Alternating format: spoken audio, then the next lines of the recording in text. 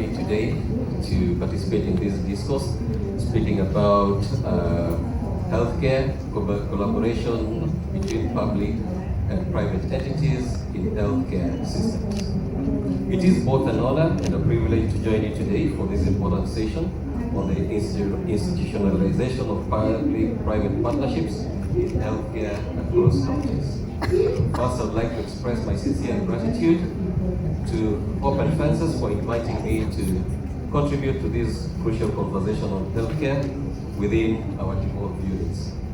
I would also like to commend the Council of Governors for organizing Devolution conferences, which is a vital platform that fosters collaboration, idea sharing, and innovative solutions among counties. The theme of today's session, healthcare, financing, equity, and inclusion, lies at the very heart of our ongoing journey to devolved governance. As we face challenges of shrinking fiscal space, and this is something that we speak to on a day-to-day basis, and mounting unpaid bills, the goal remains clear: to ensure affordable, accessible, and high-quality healthcare for all. In times when both national and county governments are grappling with these financial constraints, our commitment remains unwavering. Every Kenyan, regardless of geographical location or economic status, must have access to quality and equitable healthcare services.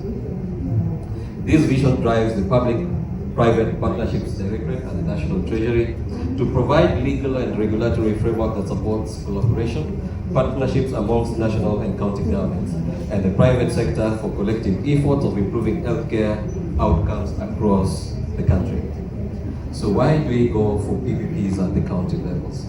Counties face a complex reality. While the constitutions guarantee the right to health, limited budgets, competing priorities, and growing service demands often strain available resources. The public-private partnerships offers a way to ease the pressures, not by replacing public responsibility, but by leveraging on private capital, expertise, and innovation to enhance and expand county health systems. Do we have opportunities that exist for healthcare within as PPPs? Yes, through PPPs, counties can, one, build and equip modern hospitals and specialized units; two, expand diagnostic, telemedicine, and mobile clinics to undeserved areas; three, strengthen supply chain for medicine and vaccines; and lastly, improve patient records, systems, and referral networks through digital health solutions. We have already witnessed promising opportunities emerge. And the examples here we are talking about is the Meru County government, where we want to put up a 50-bed facility for cancer patients. We also have the Pwani University Teaching and Referral Hospital. Then we have the Moi University and Kenyatta University, where we are trying to explore the use of PPPs under the PPP Act in adopting competitive methods to develop the following healthcare facilities. So in Meru, as I did allude to, we are working on the development of the state-of-the-art 50-bed cancer facility at Meru Teaching and Referral Hospital. This facility will feature anatomic pathology and medical imaging capacity, offering critical services such as chemotherapy, radiotherapy, surgical treatment for cancer patients.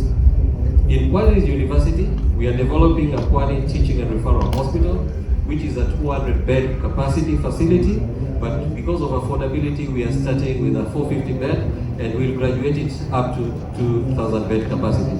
And the project will include Center of Excellence in Health Management and Research, Tropical Medicine Center, Center for Telemedicine and Informatics. Additional components will include features of a cafeteria and eateries, student hostels, doctors' plaza, staff housing, and administrative block, a gymnasium and recreation court, and a transport center.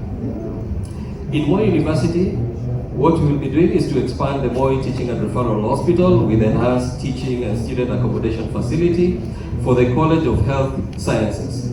The new teaching facility will accommodate up to 3,000 students, and the accommodation facility will house up to 800 students. The expansion will include library, skill laboratories, conference halls, amphitheaters, ICT resource centers, and retail areas.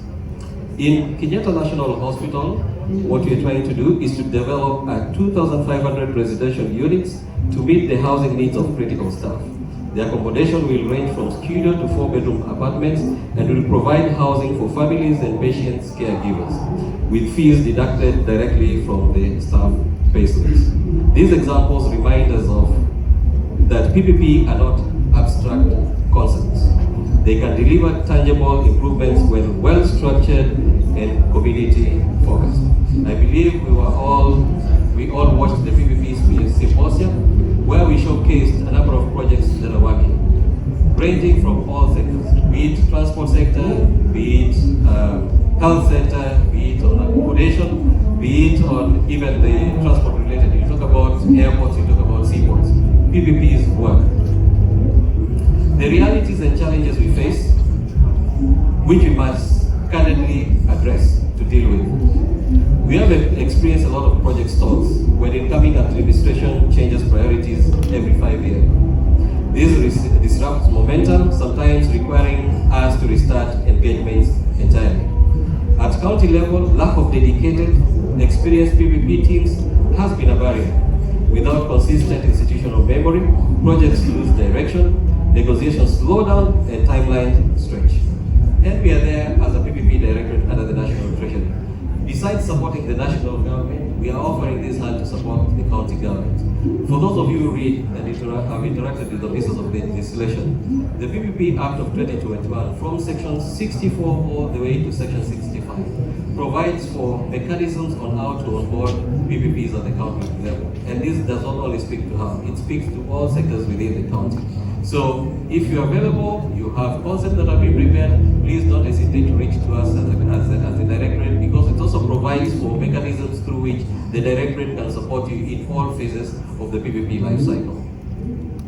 Pathways to institutionalization and scale. To address these challenges, we need to embed PPP processes within county institutions so that projects survive political transitions, invest in training and retaining skilled PPPs and help project teams at county level, align county and national PPP frameworks to avoid duplication and confusion, explore blended finance and results-based models to make healthcare PPPs bankable, and lastly, share knowledge and case studies so that counties can learn from each other's successes and avoid repeating mistakes.